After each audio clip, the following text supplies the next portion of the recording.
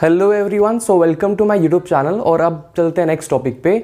और next topic पे जाने से पहले एक चीज़ मैं आपसे पूछना चाहूँगा, और इस चीज़ के बारे में हमने पहले भी एक वीडियो में बात की है। वो क्या है, आप मुझे बताओ। Let's say example, general reserve है 1 लाख रुपीज़, और पार्टनर जो हैं ए और बी, इनकी जो रेशो है, लेट्स से ओल्ड रेशो 1:1 है और न्यू रेशो हो जाएगी 2:1, राइट। और जनरल रिजर्व ले लेते हैं 90,000 इज फॉर इजी कैलकुलेशन। अब मुझे एक चीज़ बताओ, इस जनरल रिजर्व के क्या क्या ट्रीटमेंट हो सकते हैं। ठीक है, एक ट्रीटमेंट जो मैंने आपको बताया हुआ है ऑलरेडी, वो क्या कि अगर हमें कुछ भी मेंशन ना हो क्वेश्चन में, ठीक है, if nothing is mentioned about the treatment of general reserve, तब हम क्या करते हैं, इस रिजर्व को हम ओल्ड पार्टनर्स में, ठीक है, जो भी हमारे पार्टनर्स हैं ए और बी, इनकी ओल्ड रेशियो में इनको डिस्ट्रीब्यूट कर देते हैं, राइट। क्या मीन्स 45,000 डिस्ट्रीब्यूट हो जाएंगे, और इसकी जनरल एंट्री क्या होगी, general reserve account debit to A और to B, capital account, right,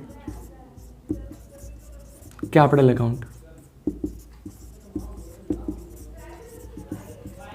ये 90,000 इनकी ओल्ड रेशो जो कि 1:1 थी, उसमें डिस्ट्रीब्यूट हो जाएगा 45,000। एक तो इसका ये ट्रीटमेंट है, ठीक है। अब एक चीज़ मुझे बताओ, एक तो एक कॉमन सेंस की बात है, अगर मान लो इनकी प्रॉफिट शेयरिंग रेशो चेंज हो जाती है, ये बात मैंने पहले भी की हुई है, अगर इनकी प्रॉफिट शेयरिंग रेशो चेंज हो जाती है तो ये जो रिजर्व है, ठीक है, ये रिजर्व जब बना था स्टार्टिंग में, तब इनकी रेशो थी 1:1। मीन्स ए और बी ने 45,000 पुट किए थे, इसके अंदर कंट्रीब्यूट किए थे, तो 90,000 का रिजर्व बना था। बट अगर अब इनकी रेशो जब 2:1 हो जाएगी, चेंज हो जाएगी, अब इस रिजर्व के ऊपर जो इनका हक होगा, वो ए का कितना होगा 60, और बी का कितना हो जाएगा 30, है ना। और जब इन्होंने कंट्रीब्यूट किया था, तब इन्होंने पैसे कितने डाले थे, 45 और 45।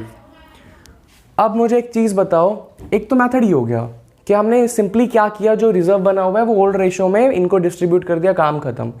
दूसरा जो मेथड है वो क्या है, उसको समझने की कोशिश करो। मैं ये कह रहा हूँ कि अगर जब इन्होंने कंट्रीब्यूट किया था 45 इन्होंने पुट किए थे, इसके अंदर 45 कंट्रीब्यूट किए थे, अगर मान लो ये रिजर्व को डिस्ट्रीब्यूट ना करें, रिजर्व डिस्ट्रीब्यूट ना करके इनकी जो रेशो जब चेंज हो जाएगी 2:1, और 60 और 30 के हकदार हो जाएंगे रिजर्व में से, तो अगर मान लो ए जो है बी को 15,000 दे दे, ए जो है वो बी को अगर 15,000 दे दे, तो काम बन जाएगा या नहीं बन जाएगा। ये बात समझ में आएगी नहीं। अब यहाँ पर रिजर्व डिस्ट्रीब्यूट करने की ज़रूरत नहीं पड़ेगी, क्योंकि ऑब्वियसली बात है ना, अब इनकी रेशो चेंज हो जाएगी तो ए का जो पोर्शन है, जो हिस्सेदारी है, वो बढ़ जाएगी, और ए की जो रिजर्व के ऊपर हक होगा वो भी कितना बढ़ जाएगा, 15,000 से बढ़ जाएगा, ठीक है। 45 उसने कंट्रीब्यूट किए, लेकिन अब रेशो के हिसाब से कितना बनता है उसका रिजर्व के ऊपर हिस्सा 60, और बी का कितना बनता है 30, तो बी का 15,000 से कम हो गया और ए का 15,000 से हिस्सा बढ़ गया है। तो अगर ए बी को 15,000 रुपीज़ दे दे, तो रिजर्व भी वहीं का वहीं रहेगा और सारी एडजस्टमेंट भी होगी। मीन्स अगर इसकी जनरल एंट्री पास क्या करेंगे, देखो ये वाला पार्ट मैंने बार बार हमने किया हुआ है already, sacrificing partner credit, losing partner debit, ऐसा कुछ हमने gaining partner debit, sacrificing partner credit, ये हमने किया था, ठीक है। तो यहाँ पे गेन कौन कर रहा है, A is capital account debit to B is capital account, gaining partner debit, sacrificing partner credit. अब गेनिंग पार्टनर 15,000 रुपये बी को दे रहा है यहाँ पर, ठीक है। एक ये मेथड हो गया। अच्छा, ये जो मेथड है, ये तो मैंने आपको एक मतलब बिल्कुल बेसिक तरीके से समझाया कि ये कैसे हुआ, क्यों हुआ, बट एक्चुअल में हमें इसे करना कैसे है सेकंड मेथड में। फर्स्ट तो देखो सिंपल है, फर्स्ट तो अगर आपको क्वेश्चन में कुछ नहीं बोला जाएगा, तो आपको सिंपली क्या करना है, उनकी जो जितने भी रिजर्व्स वगैरह हैं ठीक है, वो आपको ओल्ड रेशो में, ओल्ड पार्टनर्स में डिस्ट्रीब्यूट कर दें, काम खत्म। ठीक है, अगर आपको ये बोला जाए कि आपको डिस्ट्रीब्यूट नहीं करने रिजर्व, ठीक है, you don't want to distribute, you don't have to distribute the reserves, you have to pass an adjustment entry. ठीक है, फिर आपको क्या करना है कि एडजस्टमेंट एंट्री पास करनी है। और ये करते कैसे हैं, ये तो मैंने आपको समझाने के लिए किया है। इसका मैथड क्या करने का ये है कि पहले आप इनकी सेक्रीफाइसिंग और गेनिंग रेशो निकाल लो। वो कैसे निकालते हैं आपको अच्छे से पता है। सेक्रीफाइसिंग रेशो का फॉर्मूला क्या है, old ratio minus new ratio. तो ओल्ड रेशो जो है आपकी वो कितनी है, ए और बी की, ए की ओल्ड रेशो कितनी है 1/2 और ए की न्यू रेशो कितनी है 2/3 और बी की ओल्ड रेशो कितनी है 1/2 और बी की न्यू रेशो कितनी है 1/3। तो यहां पर इसको अगर हम सॉल्व करेंगे ये हो जाएगा 6 डिवाइड बाय 3 to 4 और यहाँ पर आ जाएगा ये 6 डिवाइड बाय 3 माइनस 2, ये हो जाएगा 1/6, ये हो जाएगा माइनस का 1/6, मीन्स इसने गेन की है।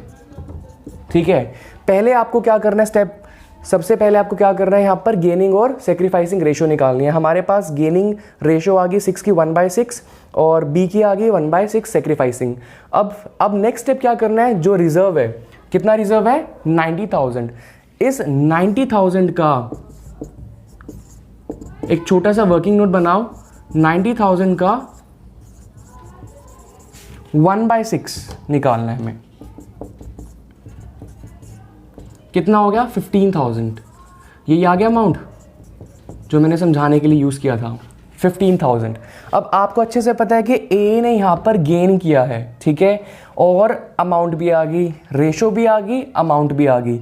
रेशो आपके पास 1/6 है और उसको यूज़ करके आपने अमाउंट निकाल लिया कि जितना ए ने बी को देना है, gaining partner debit, sacrificing partner credit. तो आपको इसी अमाउंट से जर्नल एंट्री पास कर दी है। ये हो गया सेकंड ट्रीटमेंट। ठीक है, एक बार ही दोबारा से मैं रिपीट करता हूँ। देखो, अब ये जो चीज़ें हैं ये सिर्फ मैंने समझाने के लिए बताई थी, ये वाली जो कहानी मैंने बताई थी ये सिर्फ समझाने के लिए थी। जो आपको क्वेश्चन आएगा, जो आपको करना है प्रैक्टिकली, वो क्या है वो सुनो ध्यान से। आपके पास क्वेश्चन में कुछ चीज़ें मेंशन होगी ऑलरेडी। क्या क्या, जनरल रिजर्व हो सकता है, ठीक है, प्रॉफिट एंड लॉस का क्रेडिट बैलेंस, दैट मीन्स ये प्रॉफिट है, राइट। प्रॉफिट एंड लॉस का डेबिट बैलेंस हो सकता है, ये क्या हो जाएगा, लॉस हो जाएगा, ठीक है। उसके बाद workman compensation reserve, investment fluctuation reserve और डेफर्ड रेवेन्यू एक्सपेंडिचर, ठीक है। ये चीज़ें अगर होंगी, अब इनके बारे में अगर क्वेश्चन में हमें कुछ नहीं बताया गया है कि इनका करना क्या है, फिर आपको फॉलो करना है ये फर्स्ट वाला मेथड, ठीक है। अगर आपको कुछ नहीं बताया जाएगा फिर आपको सिंपली क्या करना है, इनको डिस्ट्रीब्यूट कर देना है पार्टनर्स के अंदर ओल्ड रेशो में, ठीक है। अगर प्रॉफिट वाली चीज़ें हैं, ठीक है, रिजर्व्स वगैरह हैं, तो इनको डेबिट करना है और पार्टनर्स को क्रेडिट कर देना है। और अगर लॉस वाली चीज़ें हैं, लाइक ये प्रॉफिट एंड लॉस का डेबिट बैलेंस है, डेफर्ड रेवेन्यू एक्सपेंडिचर है, अगर ये लॉस वाली चीज़ें हैं तो इनको क्रेडिट करना है और पार्टनर्स कैपिटल अकाउंट को डेबिट करना है, ठीक है। तो इस तरीके से इनको सॉल्व कर देना है, ठीक है, डिस्ट्रीब्यूट कर देना है इनमें ओल्ड रेशो के अंदर, तो ये खत्म हो जाएगा। अगर कुछ नहीं बताया हुआ है तो हम बेसिकली क्या कर रहे हैं, उनको डिस्ट्रीब्यूट कर रहे हैं, ट्रांसफर कर रहे हैं उनके कैपिटल अकाउंट के अंदर, राइट। ये है एक मेथड। दूसरा मेथड है, इफ क्वेश्चन में लिखा जाए, या तो ये बात लिखी होगी कि पास journal entry without distributing these items, ठीक है, इनको डिस्ट्रीब्यूट नहीं करना है, जर्नल एंट्री पास करनी है कि एडजस्टमेंट एंट्री पास करनी है। या फिर ये बोला जाए कि कैपिटल अकाउंट के अंदर आपको चेंज करना है सिर्फ, ठीक है, कैपिटल अकाउंट में ट्रांसफर नहीं करनी है चीज़ें, सिर्फ उसके अंदर एक एडजस्टमेंट एंट्री पास करके उसके अंदर चेंजेस करने हैं, दैट्स इट, ठीक है।